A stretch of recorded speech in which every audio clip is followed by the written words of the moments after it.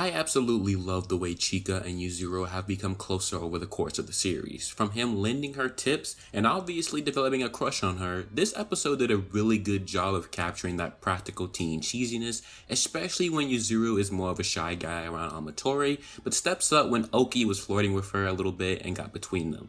So in this week's episode of World Trigger, we have a very important conversation around Chika and her sniping and some concern regarding Mikumo moving into the round 7 of the Rank Wars battle, and there is quite the bit of mention here. Now as always, if you would like to see more World Trigger content in the future, then make sure to like and subscribe and to leave any thoughts and comments about the episode down below. Now this week's episode really kicks off with the long-awaited dinner scene, and again, Toei just keeping the life and the personalities amongst every agent when it comes to their slice of life moments in the series, so hats off to them doing another good job this week with just showing how everyone interacts with each other.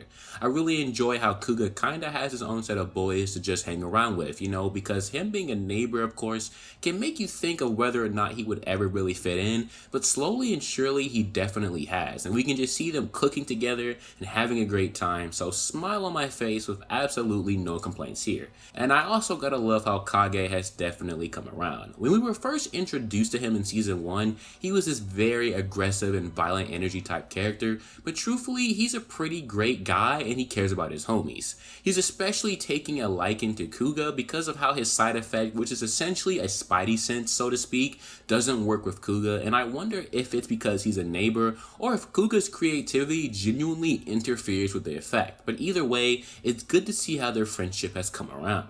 So the main topic with dinner this episode is Amatori, and Yuzuru was planning to throw the next match with Tamakoma to allow Amatori to advance. Now, as much as it's showing some genuine kindness, those types of gestures can somewhat be received with backlash, especially if Chika were to not really feel satisfied with the win if that were to happen, but luckily it didn't. Remember in season 2, Chika is already guaranteed a ride on the away mission because of her massive Trion amount, so her spot's already secure, but Yuzuru is already ready to add on to his argument, saying that her teammates will be better to go with her and all this, but everyone's just like, look dude, if you care about her so much, you go protect her and get on that ship yourself, and that right there gets the man's conviction back on track, and he heads back to base to work up a plan. So it's going to be hype to see what he does in the upcoming fight, because Yuzuru certainly has a way to hit some pretty surprising sniper shots in the heat of things. From that point, we transition into the real subject at hand when it comes to Chika and her sniping, and that's her inability to shoot.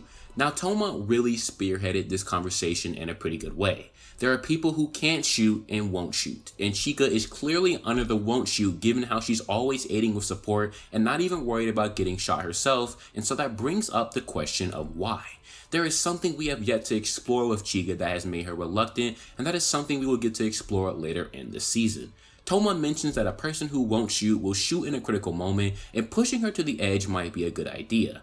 Now personally, that in theory could work, but it could also backfire, and it's important that Mikumo and Yuma both took into account that they didn't exactly want to corner her, because that push could turn her into somebody that overall can't shoot, and given this current situation, that's the last thing we need. So what might come of Amatori in her case is something we will just have to watch unfold at its own pace. With the Chika issue being addressed, we are officially in rank war mode. Round 7 is around the corner, and as such, everyone is preparing, including Mikumo, in the usual strategies. A pretty grounded conversation takes place this episode, talking about his Trion loadout.